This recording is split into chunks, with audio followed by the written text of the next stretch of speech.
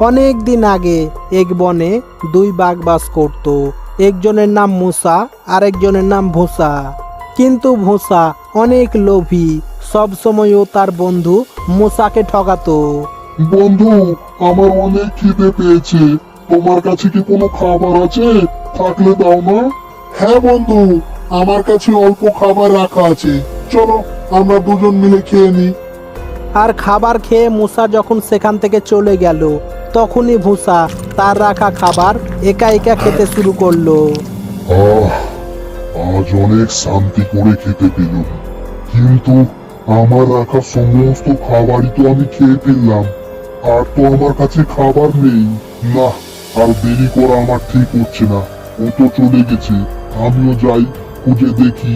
যদি কোনো শিকার পেয়ে নি, তাহলে কালকে আমি বসে বসে মজা করে খাবো। এইভাবেই ও অনেকক্ষণ ধরে শিকার খুঁজতে থাকে। আর তখনই ও দেখে তার সামনে একটা হৃষ্টপুষ্ট গাই। আরে সর্বনাশ, এত সুন্দর একটা হৃষ্টপুষ্ট গাই! তাহলে নিশ্চয়ই ওর মাংস অনেক সুস্বাদু হবে। এইরকম সুস্বাদু মাংস খেতে পেলে তো আমিও অনেক হৃষ্টপুষ্ট আর সুন্দর হয়ে যাব। না না, দেরি করলেও আমার হাত থেকে হাতছাড়া হয়ে যাবে। তাড়াতাড়ি যাই, পিছন দিয়ে গিয়ে ওর উপরে হামলা করে দিই। আমাকে খেও না, দয়া করে আমাকে ছেড়ে দাও, আমাকে মেরো না।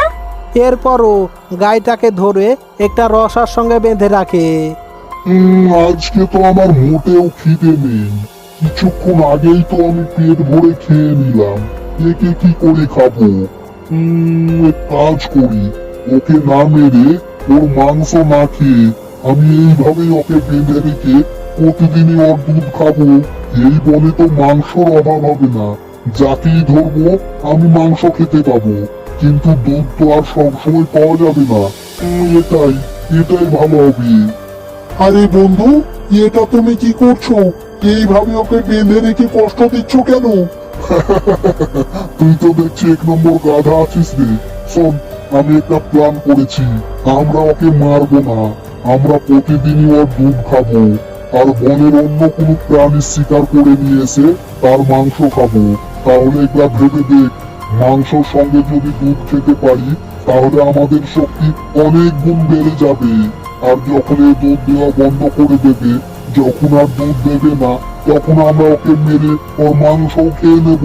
কি বলিস? না না বন্ধু, এটা আমাদের ঠিক হবে না। ওকে দেখে মনে হচ্ছে ঘরে ওর ছোট ছোট বাচ্চা রয়েছে। ওর দুধ আমরা খেয়ে নিলে ওর বাচ্চারা কি খাবে? আর ওকে মেরে যদি আমরা ওর মাংস খেয়ে নিই, তাহলে বাচ্চাগুলো তো সব অনাথ হয়ে যাবে। আর অনাথ হয়ে এই পৃথিবীতে বেঁচে থাকা যে কত কষ্টের, সেটা আমি জানি। কারণ এই পৃথিবীতে যার মা নেই তার কিছুই নেই। তাই আমি ওকে ছেড়ে দিচ্ছি। আমরা অন্য কোনো শিকার খুঁজে নেব বন্ধু। এই বলে মুসা বাঘ গাইটাকে ছেড়ে দেয়। আবে, এটা তুই কি করলি? ওকে ছেড়ে দিলি? পাগল হয়ে গেলি নাকি? এই বলে ও গাইটাকে ধরার জন্যে তার পিছনে দৌড়াতে থাকে। এই দেখে মুসা বাঘও তাকে থামানোর জন্যে তার পিছনে দৌড় দেয়। এইভাবেই দৌড়াতে দৌড়াতে গাই একটা গর্তের মধ্যে পড়ে যায়। দেখ, তোর জন্যই আজও হাতছাড়া হয়ে গেল। ছি! দেখো বন্ধু, ও গর্তের মধ্যে পড়ে গেছে। চলো আমরা ওকে উদ্ধার করি, নইলে ও গর্তের মধ্যে পড়ে থেকে মারা যাবে। চলো চলো।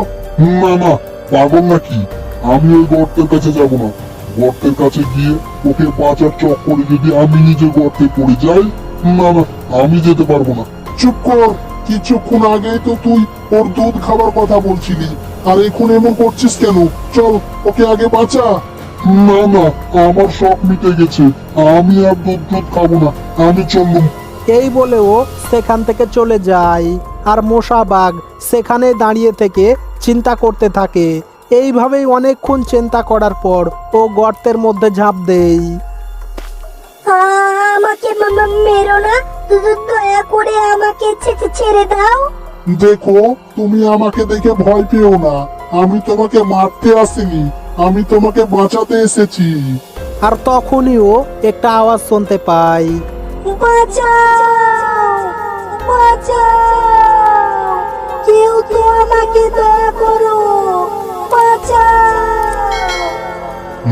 আরে কি ব্যাপার, এই আওয়াজ কোথা থেকে আসছে? মনে হচ্ছে এই বোতল থেকেই আসছে। যাই, বোতলের মুখটা খুলে দেখি তো। এই ভেবে মুসা বাঘ বোতলের মুখটা খুলে দেই, আর সঙ্গে সঙ্গে বোতল থেকে একটা অনেক সুন্দর পরী বেরিয়ে আসে। ধন্যবাদ আমাকে আজাদ করার জন্য, তোমাকে অনেক অনেক ধন্যবাদ। আমি একজন পরী, আমাকে এক দুষ্টু ভয়ঙ্কর জাদুঘর অনেক বছর ধরে এই বোতলের মধ্যে বন্দি করে রেখেছিল। আমি এই বোতলের মধ্যে বন্দি হয়ে অনেক চিৎকার করেছি, কিন্তু আমাকে কেউ আজাদ করেনি। আজ তুমি এসে আমাকে আজাদ করলে, তোমার এই উপকারের ঋণ আমি কোনোদিনও ভুলবো না। এই বলে পরী তার জাদুই শক্তি দিয়ে গাইটাকে একটা জাদুই গাই বানিয়ে দেয়। যাও, আজ থেকে এই গাইটা একটা জাদুই গাই হয়ে গেল। এই গাইটা প্রতিদিনই তোমাকে অনেকগুলো করে দুধ খেতে দেবে, আর প্রতিদিন একটা করে হিরেও দেবে। যাও, তুমি ওর ভালোভাবে দেখাশোনা করবে, ওকে নিয়ে যাও। এই বলে পরী সেখান থেকে অদৃশ্য হয়ে যায়। এরপর মুসা বাঘ গাইটাকে নিয়ে এসে তার ভালোভাবে দেখাশোনা করতে শুরু করে। আরে বন্ধু, তুমি ফিরে এসেছো আর গাইটাকেও নিয়ে এসেছো। যাগা, ভালোই করেছো। এবার বসে বসে দুধ খাওয়া যাবে। না, খবরদার, তুই আমার গাইকে হাত লাগাবি না। তুই ওকে মরার জন্য ফেলে রেখে পালিয়ে এসেছিলি, তাই ওর প্রতি তোর কোনো অধিকার নেই। তুই খবরদার খবরদার ওকে হাত লাগাবি না বলে দিচ্ছি। কিন্তু তবুও ভোসা বাঘ চুপি চুপি মুসাকে ফাঁকি দিয়ে গায়ের দুধ খেয়ে নিত। কিন্তু গায়ে যে প্রতিদিনই একটা করে হিরে দিত, এই কথা কিন্তু ভুসা জানতো না। আর একদিন মুসাকে গায়ের কাছ থেকে হিরে নিতে ভুসা বাঘ দেখে নেই। আরে বাপরে, কি ব্যাপার, ওর পেট থেকে হিরে বের হচ্ছে? এই কথা তো আমি জানতাম না।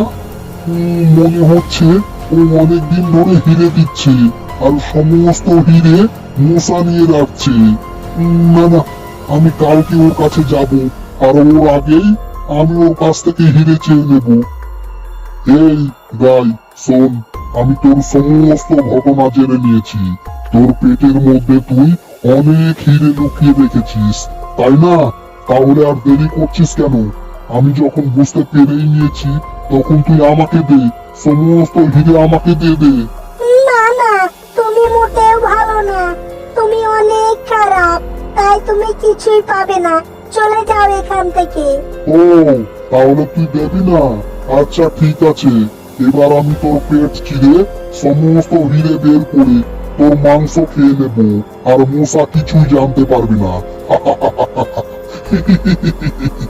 না না, আমাকে মেরো না, আমি বলছি, আমি সব বলছি। আর ভয়ে গাই তাকে সমস্ত কথা বলে দেই। ও আচ্ছা ঠিক আছে, তাহলে তুই এক কাজ কর, তাড়াতাড়ি আমাকে সেখানে নিয়ে চ। এরপর গাই তাকে সেই গর্তে নিয়ে আসে। এই এই গুহর মধ্যে কি আছো? বেরিয়ে এসো। এই, কে তুমি? কি চাও?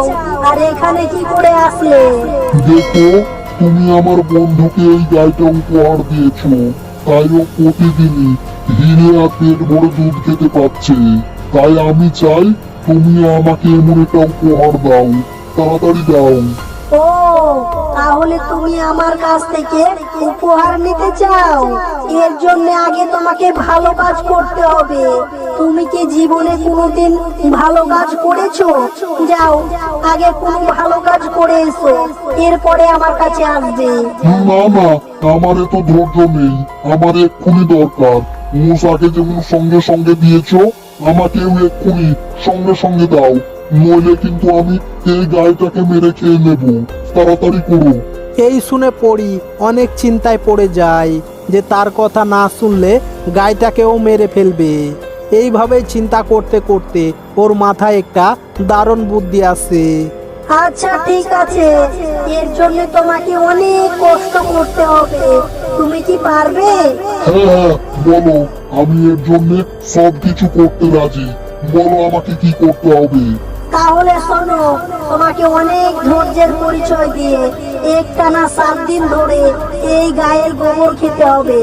যদি তুমি এটা করতে পারো তবে তুমি আমার কাছ থেকে কিছু উপহারের আশা করতে পারো। আর বোকা ভুসা বাঘ দুধ আর হীরের লোভে গোবর খেতে রাজি হয়ে যায়। এইভাবেই ও লাগাতার 5 দিন গোবর খাওয়ার পর ও অনেক অসুস্থ হয়ে পড়ে। আরে বন্ধু, কি হয়েছে? কি হয়েছে তোমার? আহ, আমাকে আমাকে ক্ষমা করে দাও বন্ধু। আমি তোমাকে সব সময় ধোঁকা দিয়েছি, ঠগিয়েছি, তাই হয়তো আমার আজকে এমন অবস্থা। আমাকে আমাকে ক্ষমা করে দাও বন্ধু। আমি তোমার ব্যাপারে সব কিছু জানি, কিন্তু আজ পর্যন্ত তোমার সামনে কখনো বলিনি। কেন জানো? কারণ আমি যদি বলতাম তুমি অনেক দুঃখ পেতে, তাই বলিনি। আর আজ তুমি নিজের ভুল বুঝতে পেরেছো, এতে আমি অনেক খুশি হয়েছি বন্ধু। এই দেখো, আমি পরীর কাছ থেকে তোমার জন্য ওষুধ নিয়ে এসেছি। এই ওষুধ খেলে সঙ্গে সঙ্গে তোমার শরীর ঠিক হয়ে যাবে। এক্ষুনি খেয়ে নাও বন্ধু, এক্ষুনি খেয়ে নাও। আর ওষুধ খাওয়ার সঙ্গে সঙ্গে তার অসুখ ভালো হয়ে যায়। এরপরও পরীর কাছে এসে ক্ষমা চাই। এই দেখে পরীও অনেক খুশি হয়ে তাকেও একটা জাদুই গায়ে দেয়। এরপর থেকে তারা দুজনেই সেই বনে বেশ সুখে শান্তিতে জীবনযাপন করতে থাকে।